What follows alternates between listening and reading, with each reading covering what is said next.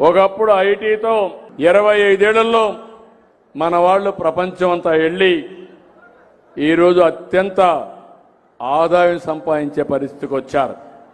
ఇప్పుడు ఏఐ కూడా ఉపయోగించి మన రాష్ట్రంలో ప్రతి ఒక్కరి జీవన ప్రమాణాలు పెంచి ఈ యువత తెలివైన యువతగా తయారు చేసి ప్రపంచానికి ఒక శక్తివంతమైన మేధాశక్తిని మన రాష్ట్రం నుంచి మనం ఇస్తాం.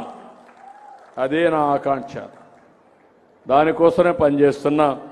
మీరు కూడా సహకరించండి, ఆశీర్వదించండి, మంచిని మంచిగా గుర్తించి ముందుకు తీసుకెళ్ళండి.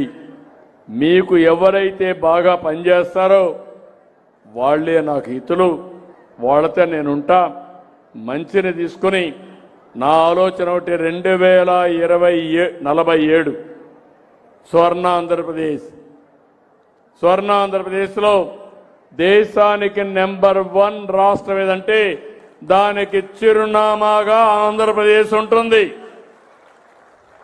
ఏది 47కి చెప్పి అంతవరకు నేనేదో మాయమాటలు చెప్పడానికి సిద్ధంగా లేను. 47కి 54 లక్షల రూపాయల ఆదాయం రావాల్సి వస్తే 5 ఏళ్లలో ఏం చేస్తాం, సంవత్సరం ఏం చేస్తాం, ఒక నిర్దిష్టమైన లక్ష్యాలు పెట్టుకుని దాన్ని సాధించడానికి ముందుకు పోతున్నా.